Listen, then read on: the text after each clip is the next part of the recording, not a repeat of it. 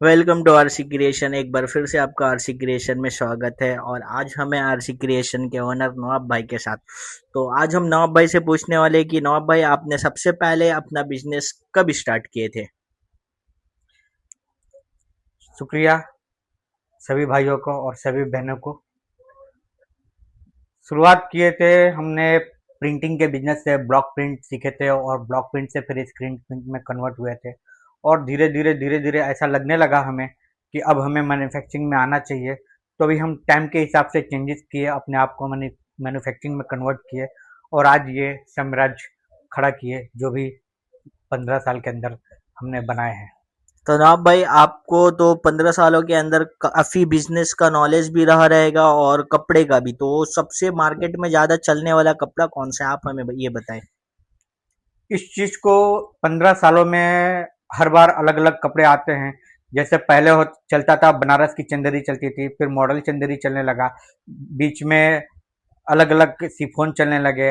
अभी कपड़े हमेशा चेंज होते रहते हैं। कोई एक कपड़ा कभी भी निर्भर नहीं होता। एक कॉटन ही ऐसा कपड़ा है जो लाइफ टाइम चलता है, बाकी सभी कपड़े चेंज होते रहते हैं। अच्छा, तो आप हमारे व्यूअर्स को ये बताइए कि वर्क का डिजाइनिंग जो करते हैं वो आप खुद से करवाते हैं या फिर डिजाइनर के थ्रू आपके वर्क होकर आते हैं? ये हमारे डिजाइनर के थ्रू वर्क होते हैं और हम खुद भी करवाते हैं। 50% डिजाइनर से भी करवाते हैं, प्लस 50% हम वर्क करवाते हैं, सूरत से वर्क करवाते हैं। जो उनकी डिजाइनें भी आती है वो भी करवाते हैं, दोनों करवाते हैं।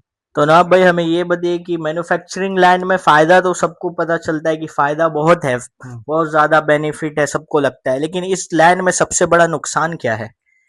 ये लाइन है ना, उधारी का लाइन है।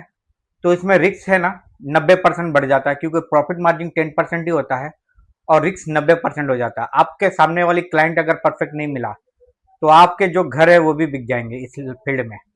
तो मैं तो यही चाहूंगा कि सब लोग अच्छे से धंधा करें और अपनी दिमाग को सही तरीके से लगाए, सही आदमी सेलेक्ट करें। क्योंकि आपके आदमी सेलेक्ट करने में, अगर आपका व्यापारी सेलेक्ट करने में आपने गलती किया तो आपका बाप दादा का कमाया हुआ पैसा भी इसमें चला जाएगा। तो नवाब भाई, आपसे एक सवाल और था कि अगर कपड़ा परचेस करना चाहे और कपड़े वाले आपको कपड़े में रेट ज्यादा दे रहे हैं, तो क्या ये बिजनेस डूबने का कारण बन सकता है या नहीं? देखो, कपड़े वाले अकेला नहीं है जो आपसे ज्यादा रेट लेंगे। कपड़े वाले एक रेट, एक हिसाब से, हाँ, मीटर के पीछे 2 4 5 रुपया बढ़ा सकते हैं या कम ज्यादा हो सकता है। किसी की क्वालिटी में 19 20 होता है, ये सब हो सकता है। या आपका पेमेंट टर्म्स आपका ज्यादा हो जा रहा है, आप टाइम पे पेमेंट नहीं कर पा रहे हो, तो व्यापारी क्या करेगा? आपको व्यापारी माल बंद नहीं करेगा। व्यापारी आपको 5% प्लस करके देना चालू कर देगा कि बैंक का इंटरेस्ट उधर से खींच ले। तो इस तरीके से व्यापारी करते हैं, सब लोग करते हैं भाई। कोई भी माइनस करके धंधा तो करेगा नहीं, सीधी सी बात है। अगर आप उनको पेमेंट लेट करोगे तो वो तो 2 4 5 रुपया प्लस करके ही भेजेंगे। बस ये, अगर आपके पास पैसे हैं तो आप रोकड़ा खरीदिए ना, आप उधारी खरीदी क्यों रहे हैं? लेकिन सवाल है कि आप उधारी खरीदना ही पड़ेगा, क्योंकि आप कितना पैसा लगाएंगे? ये बिजनेस में आप कोई 10 20 लाख लगा के तो धंधा कर नहीं सकते, इसमें आपको करोड़ों का फंडिंग लगता है। आप मैन्युफैक्चरिंग में क्यों? क्योंकि उसके पीछे रीजन है। माल कटिंग पे चाहिए, वर्क में चाहिए, प्लस सामने सेलिंग के लिए भी चाहिए। तो 3 हिस्से में माल बढ़ जाते हैं। तो 3 हिस्से में बढ़ने के लिए आपके पास any time 5,000 metre any time stock होना चाहिए। 5,000 10,000 मीटर। अच्छा, तो बहुत से लोग बिजनेस करना चाहते हैं लेकिन उनके माइंड में सबसे पहला सवाल आता है कि माल तो बना लेंगे लेकिन बेचेंगे कहाँ? तो इस पे आपकी क्या राय है? नहीं, देखो, कोई भी बिजनेस स्टार्ट करता है तो उसको ग्राउंड, उस जिस फील्ड में भी उतरे, चाहे वो कपड़े का हो या किसी भी फील्ड में, उसको पहले मार्केट का रिसर्च तो करना ही पड़ेगा। मार्केट का रिसर्च करके ही कर सकता है कि क्या हम बना रहे हैं और क्या सेलिंग मार्केट में हो रहा है और किस रेंज में हो रहा है और किस प्राइस में रिटेल में हो रहा है। हम होलसेलर को क्या प्राइस में दे रहे हैं और होलसेलर रिटेल को क्या प्राइस में दे रहा है। तो ये आज के डेट में कुछ चीज छुपा नहीं है। आज ऑनलाइन के टाइम में कोई भी चीज को, आप प्रोडक्ट को, आप अगर आपका 50 100 रुपया ज्यादा जा रहा है या 500 रुपया ज्यादा जा रहा है, ऑटोमेटिक वो कॉस्टिंग निकल जाता है, दिख जाता है कि भाई ये आपका रेट ज्यादा है। तो इम्पॉसिबल है कि आप ज्यादा रेट किसी से ले सको, आप रेट ले ही नहीं सकते।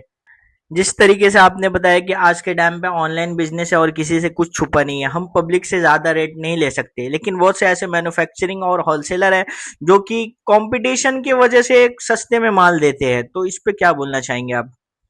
ये देखो, सस्ते में माल डालते हैं तो उसकी क्वालिटी खराब करते हैं। क्वालिटी में कंप्रोमाइज करना पड़ता है कहीं ना कहीं। तो आपको देखो मार्जिन तो आपको 10% से कम 10% तो कमाना पड़ेगा, और कारखाने का खर्चा है, मास्टर का पगार है, ओवरहेड है, ये सब आपको प्लस करना पड़ेगा। नहीं करोगे तो आज नहीं तो 2 साल बाद डूबोगे या 3 साल बाद डूबोगे। पैसा तो डूबना तय है, तुमको डूबना तय है, तुमको कोई भी बचा नहीं सकता इस चीज को, क्योंकि एक तो 10% मार्जिन है, दूसरे 90% रिस्क है। इसमें भी साल में कोई एक पार्टी चला जाता है तो पूरी प्रॉफिट खत्म कर देता है। तो आप समझो कंपटीशन कितना भी हो, मार्जिन आपका नहीं रहेगा तो आप धंधा कर नहीं पाओगे। 1 साल 2 साल 3 साल तक सर्वाइव करोगे, चौथे साल आप डूब जाओगे। तो मार्जिन तो चाहिए, बट ऐसा भी नहीं है कि आप बहुत ज्यादा मार्जिन ले सकते हो, क्योंकि मार्केट में आपको भी रहना है, सामने वाले को भी रहना है। तो एक टच 10% जो आपका मार्जिन है वो आप रखो और आराम से अच्छे व्यापारियों के साथ धंधा करो, और कोई दिक्कत नहीं है। लेकिन यहाँ पे सवाल ये भी आता है कि जब सेल्समैन ऑर्डर लेने जाता है तो सामने वाला जो भी होलसेलर पार्टी, जो भी क्लाइंट होता है, वो कहता है कि हम आपसे माल क्यों ले, हमें इतने सस्ते में आ रहा है, तब फिर उस पर क्या बोलेंगे आप? नहीं भाई देखो, सस्ते में आ रहा तो वो कहीं चांद पे जाके माल नहीं बना रहा, वो भी इसी मुंबई शहर से ही माल बना रहा। मैं भी मुंबई शहर से ही बना रहा हूँ। तो उसमें क्या होता है, कारीगर का फर्क होता है कि फिनिशिंग का फर्क होता है, उसमें थोड़े बटर क्रेप का कपड़े की क्वालिटी लो होती है, थोड़े कपड़े की क्वालिटी भी लो हो जाती है, कुछ बटर क्रेप का भी लो क्वालिटी डाल देते हैं। तो ऐसा करके ना 30 40 रुपए का डिफरेंस आ सकता है, कोई बड़ी बात नहीं है। 50 का भी डिफरेंस आ सकता है। तो ये थोड़े बहुत डिफरेंस आते हैं, लेकिन वो पीस में फर्क आता है। वो आप जब पीस दोनों खुलेगा ना सामने, थोड़ा वर्क में फर्क आ जाता है। तो ये जो रेट का जो आप डिफरेंस बता रहे हो, वो ऐसे डिफरेंस नहीं आता, थोड़ा थोड़ा सब चीजों में फर्क आती है, थोड़ा वर्क में, थोड़ा कपड़े में, थोड़ा बटर क्रेप में, थोड़ा सिलाई के मेकिंग चार्ज में, कारीगरों लोग को जो देते हैं चार्जेस उसमें, तो थोड़ा थोड़ा करके ऐसा 50 60 का डिफरेंस आ सकता है। बट वो सामने क्वालिटी कंप्रोमाइज करना पड़ता है तो ही होता है। फिर भी देखो हमारा पीस अच्छा है ना, तो हम वर्ड के साथ बोलेंगे कि भाई आपके आपसे हमारा पीस अच्छा है, भले 50 रुपए महंगा है, लेना है लो, नहीं लेना है मत लो। लेते आज भी पार्टी हमारे लेते, अगर नहीं लेते तो हम रोज का 500 पीस सेल कैसे करते, ये बताइए आप। दूसरा सवाल ये भी आता है कि लोग बोलते हैं कि ये मैन्युफैक्चरिंग लाइन में बिजनेस जो होता है उधारी का होता है, तो इतने टाइम उधारी संभालते कैसे है मैन्युफैक्चरर? ये संभालना पड़ता है, क्योंकि धीरे धीरे बिजनेस तो एक साथ में, एक ही जैसे आज आपने बिजनेस शुरू किया और आज ही आप 500 पीस सेल करना तो चालू नहीं करते हो। पहला 10 पीस 20 पीस इस तरीके से बढ़ते बढ़ते बढ़ते बढ़ते फिर क्या होता है, आपका टर्नओवर बढ़ जाता है, तो आप बैंकों से लोन लेते हो, सीसी लेते हो, और सब चीज मिल जाते हैं, क्योंकि आपका ट्रैक रिकॉर्ड अच्छा है, आपका सिविल स्कोर अच्छा है।